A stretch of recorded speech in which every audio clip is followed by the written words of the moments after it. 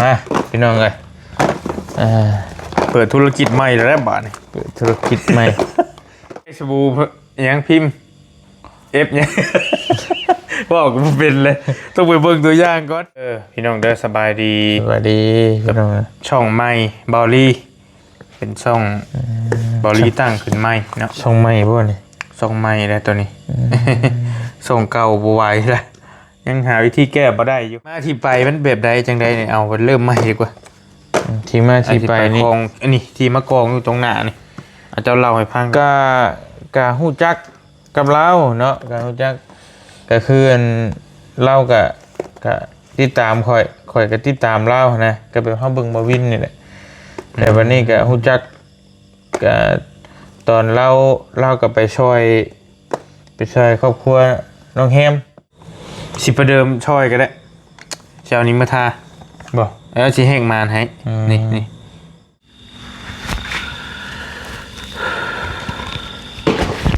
โอเคมาพี่น้องไล่สดบ่สบู่รัวเป็นไล่สดเลยตัวนี้มียังบอกเอฟบ่มียังนะเท่ได้บ่นี่ฮะก็ได้คือไงเอาแบบว่ายังไงมันอลังการนี่นะขี้แค่เก็บ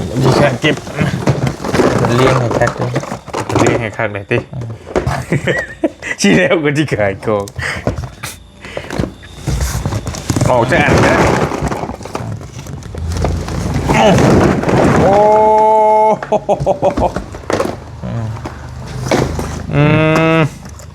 มาพี่น้องเลยเปิดธุรกิจใหม่แล้วบาทนี่เปิดธุรกิจใหม่บ่าวเตียงทองครีมหน้าขาวโลชั่นน้องม่วงสบู่น้องม่วงสครับน้องม่วงใครอยากได้สบู่ยังพิมพ์เอฟเนี่ยบอกก็เป็นเลยต้องไปเบิ่งตัวอย่างก่อนเพิ่นก็สิมีได้บ่สมมุติรหัส M25 หรือ M55 หรือนู่นนี่นั่น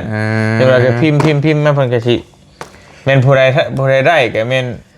เพิ่นสิส่งหานะอ้าวสบายดีเด้อพี่น้องเด้อสบายดีพี่น้องช่องใหม่บอลลี่เป็นช่องบอลลี่ตั้งขึ้นใหม่เนาะช่องใหม่บ่นี่ช่องใหม่แล้วตัวนี้ช่องเก่าบ่ไหวแล้วยังหาวิธีแก้บ่ได้อยู่แต่ก็บ่อยากจมลายเลยพี่น้องสิก็สิเบื่อเพราะแล้วว่าอีกอยู่ก็ยังหาทางแก้อยู่พี่น้องหาทางแก้ยังแก้บ่ได้อยู่ประมาณแน่ๆ3 เดือนพุ่นละมันผ่านมาประมาณ2 อาทิตย์ปลายบ่นี่ผ่านมาประมาณนี้แหละก็ยาโดยมันล่มเลยเด้เอาตัวนี้ตั้งขึ้นไหมชัวร์นั่นแหละเนาะก็ยามันบ่เป็นยังสร้างมันมาคุยน้ำบ่อเตียงก่อนมานั่งหลินนั่งหัวแหละพอดีมื้อนี้เป็นเก่ามาเลยบ่นี่เก่ามาแรงบ่อเตียงเพิ่นไปเอาครีมเอาสบู่เอาอิหยังสครับเอาโลชั่นของเอื้อยสมมาขายต่อพี่น้องเพื่อเป็นกำไรพอได้ค่าน้ำเมือกน้ำมันในการได้ค่านมลูกอันนี้เดินทางไปซอยเรือพี่น้องเนาะบ่สาเหตุที่บ่เตียงไปเอาน้ำเหล้านี่คือสินค้าของเราแต่ละอย่างนั้นบ่มีเพิ่นบ่ได้ใช้สารนะธรรมชาติเลยนะอันนี้ขอถามก่อนแบบนี่ก่อนที่มาที่ไปมันแบบใดจังใดเนี่ยเอาเริ่มใหม่ดีกว่าที่มาที่ไปนี่อันนี้ที่มากองอยู่ตรงหน้านี่อาจจะเล่าให้ฟังกะฮู้จักกับเราเนาะกะฮู้จักก็คือเล่าก็ติดตามข่อยก็ติดตามเล่านะก็เป็นเฮาเบิ่งบ่วินนี่แหละแต่วันนี้ก็ฮู้จักก็ตอนเล่าก็ไปช่วยครอบครัวน้องแฮมไป โอ้โอเค แล้วก็ต่างคนต่างไปช่วยก็ได้ฮู้จักกันบัดนี้ก็เบิ่งนิสัยใจคอละเราเป็นคนใจบุญนะคือกันกับเฮานะเราก็ซอยบ่ได้วางหยังเราเฮ็ดมานี่ก็เงินเก็บเราก็นี่ก็บ่ได้มีแล้วดอก ได้มาแล้วก็ไอ้ บริจาค แม่บริจาคเบิดชื่อที่ถวายให้วัดป่าอันเฮ็ดวัด7 เฮกตาร์กว้างกว่าหน้าทางหลวงเฮาอีก2 เท่า 7 เฮกตาร์เท่าไหร่บาท ซ้ำหน้าให้หน้าเฮาน่ะหน้าทางหลวงน่ะซ้ำอีกธงหนึง2 เท่า ถวายวัด ถวายวัด ใจบุญนี่ลีนี่ แล้วก็อีกลาย คณะบุญน้ำในลาย แย่ เนาะปะทุ เรามีแต่ให้นะลายย่างลายแล้วเดือนที่แล้วนี่เราก็ซื้อรถให้เมย์เลยฟอร์ดเอเวอเรสต์แพทินัมโบเมอีเวอเรสต์เลยเหรอ เอเวอเรสต์ รถในฝันเลย ราคาแพงชุดเอาให้เมย์ 90,000บอก 86,000 80,000ปลายต่อ3-4 ล้านเลยเนาะเจ้าของแบรนด์นี้ เจ้าของแบรนด์นี้ บันนี่แหละอาจจะว่าไปก่อน แล้วก็บัดนี้ก็เราก็เห็นค่อยไปช่วยเหลือสังคม โดย และเราก็เลยว่าแบบว่ามันบ่มีหยังที่ให้ FC ช่วยเฮานะแต่ว่าคล้ายๆว่า FC อยากสนับสนุนสินค้าเฮานี่มันบ่มีหยังเลยนะเพิ่นอยากช่วยสนับสนุนซื้อช่วยเฮานะเพิ่นเห็นเฮาช่วยเหลือสังคมแล้วก็เพิ่นก็เลยเอาคิดอันนี้เอาของไปขายเอาไปลองเบิ่งนี่ถ้าเพิ่นจังบ่ได้สนใจเงินคำบ่ได้โอนให้เอาไปเลย เอามานี่ยังบ่ได้จ่ายเงินใช่ บ่ได้จ่ายเงินเอาไปขายก่อนนะได้เลยจังว่ากันนะพี่น้องเนาะก็คือเพิ่นก็โอเคนะพี่น้องกับสินค้าแล้วนี่ก็บ่ใส่สารพี่น้องบ่ใส่สารคือสารกระตุ้นให้ยกตัวอย่างคือคลอโรฟิลเพิ่นอาจจะใส่สารหรือยาขับถ่ายให้มันถ่ายแล้วก็ยกตัวอย่างคือสบู่หน้าขาวเนี่ยคือเพิ่นก็ใส่สารให้แบบกัดให้มันขาวนะใส่สารให้มันกัดแล้วก็พอเขาเลิกใช้มันก็หน้าดำคือเขาแต่ของเรานี่บ่ได้ใส่หยังนะแบบธรรมชาติล้วนๆก็บ่เฮ็ดให้มันแพ้ผิวแพ้หยังเฮามันก็โอเคพี่น้องเอ้ยต่อร่างกายเฮาแหละเนาะก็เลยเอามาขายลองเบิ่งพี่น้องเอ้ยประมาณนี้ก็บ่ได้มีพิธีที่ตองอย่างไรดอกคือแบบว่าเฮานี่ซอยคนมาหลายแบบนี้แบบ FC อยากซอยเฮาแน่ก็สิว่าสิเอาเงินให้ก็คือว่าง่ายโพดบางทีก็ได้เนาะก็เลยว่าเป็นการอุดหนุนสบู่บ่เป็นโลชั่นทาผิวผิวหน้าผิวกายและครีมกันแดดอันนี้บ่แม่นผู้หญิงมันสิจักมันเกี่ยวกับของผู้หญิงอย่างนี้แต่ผู้ชายก็ใช้ได้พี่น้องพวกสบู่นี่โลชั่นก็ใช้ได้คือกันยังบ่ทันได้เริ่มขายนี่ยังก็เอามาวันนี้ก็ค่ำแล้วพอดีบอลลี่ก็เห็นขับรถผ่านไปเห็นเบาเตียงนั่งอยู่หน้าบ้านก็เลยส่งหาว่ายังมาลินน้ำกับอยากมาถ่ายคลิปน้ำกันกับอ้ายเพิ่นลงช่องใหม่บอลลี่นี่แหละให้ FC ฮู้จักตื่มแน่นะพอช่องหาก็ตั้งขึ้นใหม่แล้วก็ใกล้จะได้สร้างผ่านการสร้างรายได้ด้วยแหละพังเบิ่งบ่อื่นก็น่าจะคิดว่าน่าจะผ่านละก็เลยอยากมาถ่ายคลิปนำกันแล้วก็พอดีมาเห็นสินค้าใหม่เพิ่นเลยนี่นะกำลังอันนี้เราก็บอกอยู่ว่าถ้าจะสร้างแบรนด์ก็บอกเราละสิพาไปเฮ็ดเพิ่นก็ดีนะคือมารยาทดีเฮงไปแล้วก็บ่ได้ให้มาจนค่ำพุ่นแหละหาข้าวหาน้ำแกงเฮ็ดปวกหาไปโอ้ตำตึมสุกชูกินสารพัดก็เห็นลายคุ้นหูคุ้นตาอยู่แล้วก็เคยใส่ นี่สบู่น้องม่วง ว่าเมนองยุริเมียบอลีมันก็ใส่เลื่อยอยู่เห็นเพิ่นซื้อมาใส่เลื่อยอยู่สบู่น้องม่วงจะเห็นอยู่คุ้นหูคุ้นตาก็ในริมานี่อย่างแหละโอเคจะมาขายในห้างนี้เนาะ โดยขายในห้างนี่แหละครับนี่แหละขายผ่าน ออนไลน์ คลิปเฮานี่แหละออนไลน์ เอาชื่อซอยนี่เด้อใช่เด้อพี่น้องอุดหนุนซอยบ่อเตียงเพิ่นนี่เท่าไรโลชั่นนี่ บ่จัก ราคาหลักร้อยเนาะหลักร้อยซะเป็นเงินไทยแก แต่ว่าคือลืมนะ แล้วส่งมาหาชวนโทรก็ได้พี่น้องมีเฟซมี ลืมเราบอกคือแต่ว่ายังไงเราท่านได้ส่งลีดมาให้ โอเค แต่ว่าถ้าขายตามนี้มันก็มีราคาอยู่นี่ใช่ป่ะ 390บ่เห็นพี่พังปี นี่ดิ390 บาท 390 บาท เนาะขายตามนี้เลยก็ได้นะแต่ว่าเพิ่นส่งให้เฮาในต่ำกว่านี้พี่น้องเฮาก็มาขายตามนี้เงินกีบก็บวกลบคูณหารเอาเนาะสบู่นี่ก็190 199 บาทมึงเงินกีบเฮาดิ เป็นเงินกีบก็ ก็89บ่จะบอกกิน 89แต่ว่าจะขายตามนี้เลยนะจะขายตามนี้นะเขาขายรุดทีแล้วแต่เขาบอกไงคือราคาชุดเพดานเพิ่นให้ขายชำนี้แม่นบ่ขายชำนี้แต่ว่าเขาจะขายไว้เขาก็เอากำไรนิดหน่อยเอากล่องละ 10,000 หรืออย่างงี้นะ199นี่ แม่หรือว่า200ซะพี่น้อยเนาะก็ประมาณหลักแสนบ่แรกก็ว่านะแต่ว่าเขาแบบเอากำไรนิดหน่อย เส้นปลายคือเสือบ่เตียงนี่ผลิตมาตัวหนึ่งก็แสนปลายเลยแต่บางคนบางเทื่อเขาขายแสนปลายก็มีก็แต่ว่ามันก็แทบจะบ่ได้หยังแหละตัวละ10,000นี่มันบ่ไหวแล้วพี่น้อย ค่ากล่องค่านี่ค่าส่งกันติ แต่ว่า200,000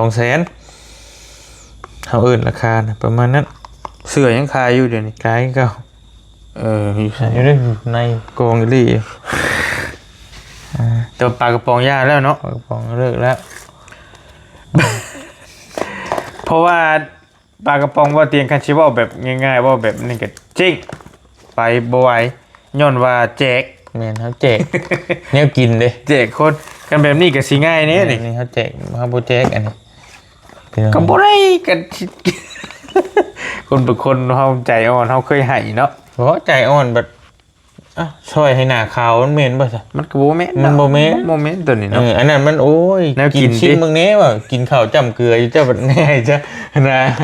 อันนี้มันบ่แม่นอันนี้นะ ช่วยให้หน้าขาวโอ้คนถูกข์ก็จะขาวกันได้บ่ว่าอีกก็แต่ว่ามันก็สิให้ยากอยู่ตัวนี้มันก็แบบนึงนอกจากผู้เสพผู้สาวเป็นนี่นะแต่ว่าเฮาก็ชุดลายเฮาก็สิบ่ค่อยติดรถไปซะปลากระป๋องแล้วมันของติดรถเนาะ ก็ติดแล้วอันนี้ก็เพื่อใดเพิ่นก็เพิ่นเด็กชื่อได้ FC เห็นคลิปมาได้ใช่ใช่ป่ะ ก็ต้องกันได้อีกดิ ค่อยไปบ้านน้องไงมันน้องงาน้องไงน้องงาน้องอีหยังไปนะบ่นิวพาไป น้องฟ้า น้องฟ้าน้องงาFC ก็ใช้เอามาบ่ครีมว่ะเห็นว่าเตียงขายครีมหมดนะก็แบบนั้นน่ะเฮาต้องติดรถเลยแต่มันเอานี่เลยเอา ตัวชนลายให้ในเพจเนาะ ก็ สิได้อยู่ดอกเพราะว่าเพจบ่เตียงกับหัวชี้5เชนแล้วบ่คนติดตาม 5 แสนปลาย5 แสน4ผิด ของบริก็3เซนเลยเห็นว่าเฮาเอามาไล่ก็คือสิมีคนอุดหนุนซอยหลายอยู่ดอกพอได้ค่าน้ำมันนี่ก็พังเบิ่งตัวแนวกินเนี่ยไปบ่รอดเลยอยู่บนเตียงนี่ ไปบ่รอด ไปบ่รอดย้อนว่าเฮาเป็นผู้มีฝ่ามืออันชุ่มด้วยการให้เนี่ยมันเคยให้เลยอยากให้บัดนี้อดบ่ได้สินะขี้บ่ได้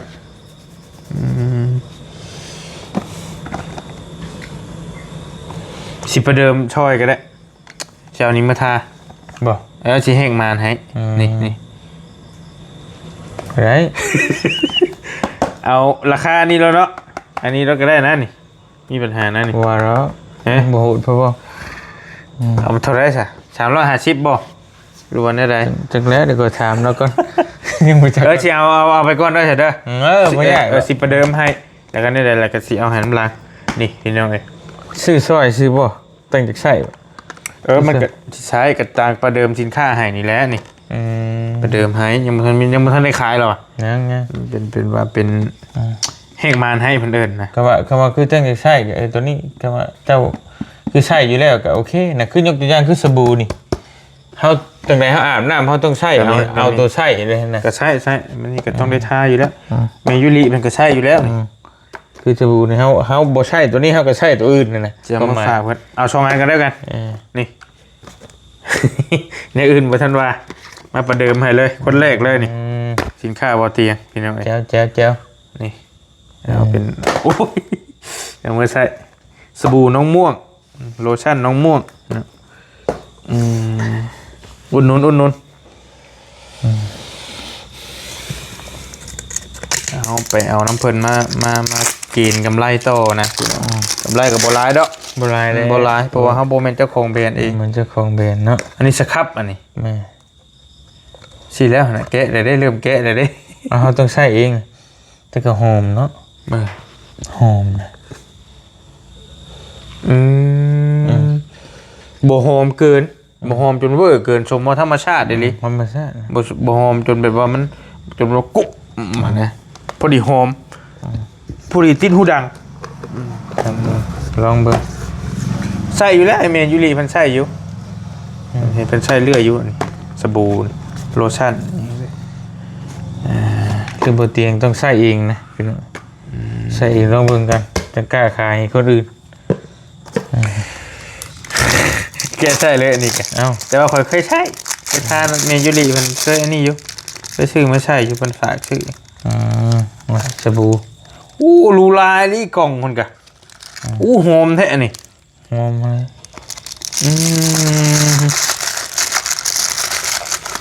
คักหอม แบบว่ามันบ่หอมเกินนะพี่น้องแบบว่าถ้าว่าบางอันเขาแตะใช้หูดังบ่ได้มันคิ้วบางอันแบบอันนี้มันน่ะพอดีหอมสรรพคุณมันดีนะอันนี่ ข้าวใส่ไล่ชิว โมเป็นนักขายว่าบุคคลเป็นพี่น้อง ผิวรูเลยกระจาย ต้องอ่านอีกได้ต้องอ่านก่อนโอ้ยชื่อซอยนี่เด้อพี่น้องเด้ออันนี้หอมถูได้เป็นเดือนแต่คนบ่ค่อยอาบน้ำคัก ใส่นี่ คือยกตัวอย่างแบบยูทูบเบอร์หนึ่งของโลก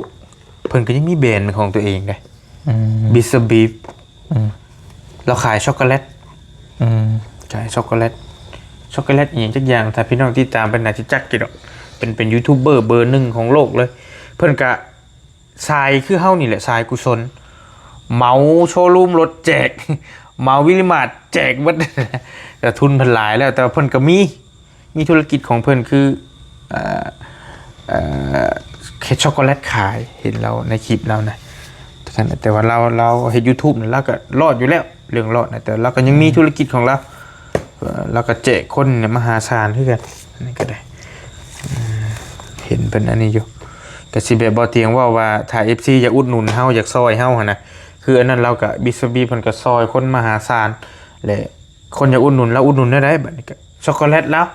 ขายตามห้างต่างๆแต่มันอยู่ต่างประเทศดอกเพิ่นนะ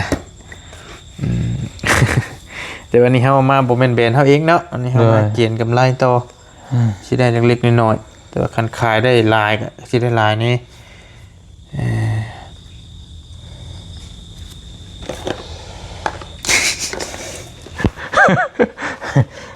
เฮาบ่จักพอดีจะยอมเบิ่งนะพี่น้องสบู่โลชั่นอันนี้สิเกี่ยวกันแดดอันนี้แม่นบ่ นี่โลชั่นนั่นครีมทาผิว ถ้าผีกับโลชั่นเด้นี่ โลชั่นกัน โลชั่นนี่นะโลชั่นมันก็ถ้าผิวกายผิวหนาหรอวะโอ้ย อันนี้มันคิดแต่ว่านั่นโลชั่นทาผิวกายนะ อันนี้จะผิวหนาบ่ ครีมเมนแต่ว่านี่นะเกี่ยวกับหน้าชมกัน มีซีเมนต์กันแดดกันยังบ่เฮาก็บ่ค่อยฮู้ปานใด นี่อันนี้ครีม มันมี3อย่าง4อย่าง 5อย่าง 5อย่างเนาะทั้งเบิดเนาะ 5อย่าง ถ้าว่าอยากได้เป็นเซตเลยก็เป็น5อย่างนี้เนาะ นี่5อย่างครบ 5อย่าง สูตร 1 2 3 4 5ได้ยังเอาแต่สบู่ก็ได้ยังเอาแต่อันนี้ก็ได้นะสครับผิวยังว่าบ่เป็นดอกพี่น้องยังก็เกือกคักอยู่แล้วแต่พี่น้องสิเมตตาก็สิช่วยก็ได้จักสิรีวิวแบบใดนี่จะเห็นแล้วแต่สิเมตตาแล้วนะเฮาบ่จักแนวรีวิวอันนี้เนาะสิรีวิวแบบใด หมอมันได้อยู่พี่น้องเอ้ยถ้าเฮาได้ใช้แล้วนะคือความหมายเฮายังบ่ทันได้ใช้ตอนนี้เฮาบ่จักหาเก่ามาเนาะคือความหมายยกตัวอย่างคือของที่เฮากินแล้วนะเฮาก็บอกได้ว่ารสชาติเป็นแบบนี้พี่น้องอันนี้คือเฮาทาแล้วมันซุ่มซื่นนี่นั่นมันอันนี้เฮายังบ่ได้เฮ็ดหยังเลยนะก็จักสิเว้าจังได๋ เฮาก็บอกบ่ได้นี่ว่าสบู่นี่มันทาแล้วมันนุ่มนี่นั่นนะแม่นบ่ล่ะ เดี๋ยวใส่แล้วสิมาบอกพี่บอกน้องเนาะอุดหนุนไปก่อนก็ได้ เราขอความเมตตาคือปริว่าและเมตตาซื้อซอยนี่ เจ้าครีมตัวนั้นใส่ประจำแล้วตอนนั้น จักแล้วเนาะแต่ว่าอันนี้บ่มีเป็นซองเนาะเป็นกระปุกแบบนี้มีเท่านี้เหรอวะสินค้าเรานะ แม่นมีสำนี้5อย่างเก๋กัน ก็ต้องเฮ็ดแนวเสริมไปนะคือเปล่าพี่น้องช่วงนี้ก็กดเกณฑ์ YouTube ก็หลายขึ้นมหาศาล หลายให้ ปะเตียงกระชิและครับจังหวะหาปลูกกาแฟเกษตรไปอะไรเนี่ยครีม สิใช่เบิดเลยบ่ แล้วก็ช่างต้องใส่เลย ต้องใส่ไว้ทุกอย่าง แม่ ก็เป็นเสื้อก็ต้องใส่ก่อน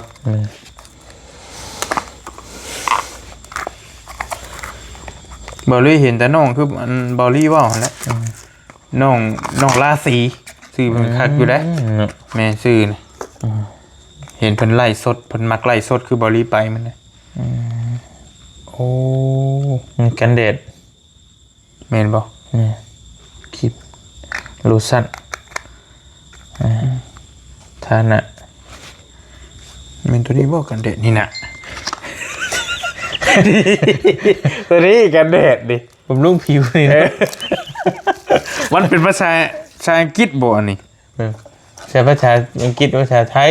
ตัวนี้กันแดดนี่ บำรุงผิวหน้านี่คือบำรุงผิว มีฮอนฮูบตะเวนแล้วภาษาไทยก็มีอยู่เห็นดินี่เนี่ยใช้ทาใบหน้าเป็นประจำก่อนออกแดด ตัวนี้ตัวน้อยนี้กันแดดอันนี้ตัวนี้คือยังก็ บำรุงผิว ครีมบำรุง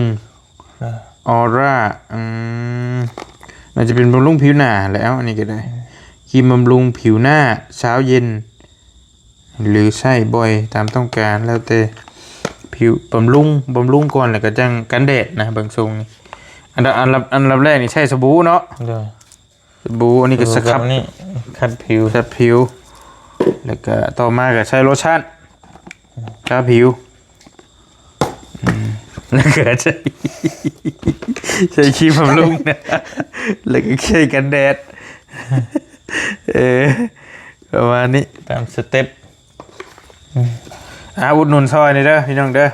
ก็ทักมาหาทางเฟซบอลลี่ก็ได้หรือทางบอเตียงก็ได้เดี๋ยวที่ส่งบอกถ้าว่าพี่น้องคนใดอยากอุดหนุนซอยได้ทางฝั่งเราวฝั่งไทยเนาะได้เบิดเลยฝั่งไทยกับชิซ่านี่แล้วก็ค่าส่งเพลงนี่เลยพี่น้องเนาะเพราะมันต้องส่งข้ามประเทศเลย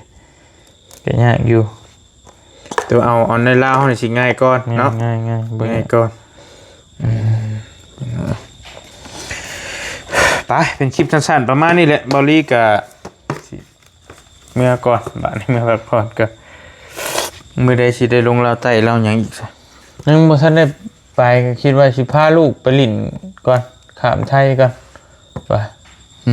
วันเสาร์อาทิตย์นี่แหละเสาร์พาเพิ่นไปลิ้นจักสิไปลิ้นไทยพี่น้องเอ้ยก็จะข้ามไปไทยก็ไปพาเพิ่นไปว่าได้บอกกับเพิ่นไว้จะโดนเติบเลยว่าสิพาไปลิ้นไปเลาะว่าสิไปนั่นแหละสวนน้ำสวนสัตว์อหย่างต่างๆว่าซั่นนะไป2-3 มื้อก็มาดอกแต่จักสิไปไสพังเบิ่งแต่พุ่นได้มาแต่พุ่นก็สิไปลาวใต้ต่อว่าจงคิดไว้อย่างนั้นเก็บไว้ได้บัดนี้เนาะงานแต่งบ่ตูนบ่นั่นเด้มีเด้ บ่มีวี่แววเลยว่ะ เอ่อ ยังติดนั่นติดนี่อยู่คนนั้นอยู่ก็เลยอ่ะอย่าอันนั้นก่อนพักก่อนนะ ติดทรัพย์สินเงินทองอยู่ เด้อ ตอนนั้นแหละเป็นปัจจัยหลักสิเฮ็ดหยังก็ได้พี่น้องเอ้ยต้องมีเงินมีทุนอันนี้นี่ก็แต่ว่าพี่น้องเพิ่นสร้างลายนี่ก็บ่พอแจ้วแล้วนี่เนาะ โอ้ ต้องมาเป็นลายๆนี่แต่ว่าคันเฮาส่งในลาวเฮานี่ก็มันก็ง่ายอยู่พี่น้อง ไล่ชดบาทนึงนี่ก็เบิดแล้วนี่ ลองไล่เบิ่งไล่เบิ่งบ่ได้เอามาไล่เบิ่งเนาะของวาลีก็ส่ง นอนละปานนี่ เนาะเป็นกังเพียงเลยบ่ เขาต้องนัดลายไงเนาะ เนี่ยมันได้คือ คือไอวินเนี่ยอย่างเพิ่นนะนัดข้างในเลยเนาะ 2 ทุ่มวันนั้นวันนี้เอาละบาดนี่หึ่มลงไปเอฟน้ำห้องประทาน น้ำไดไฟดับปะแจกก็ซื้อมาใส่แจกแล้วบัดนี้ขายดีเลยจ้ะ อยากเฮ็ดอยู่ได้ค่อยกันเดี๋ยวอยาก อยากสะพายนักๆต่ำอยากคิดเฮ็ดอยู่ม่วนนะ ก็ม่วนอยู่แล้วเนาะ เป็นเงินหลายเนาะอยู่เราสะพายเงินเป็นแสน เอาอันลูกชาวอีเลียวเนี่ยไอ้ดังนี่เด้มีมาดก็ได้100 ล้าน ได้บ่นะ ต้องพูดได้ไม่บินนะบ่ แล้วก็มามอบให้ด้วยตัวเองดิ เราซื้อยังอ่ะ ซื้อเครื่องน้ำเหล้านี่แหละมีหยังละ ว่าเราซื้อมาขายเลยวะริมาแล้ว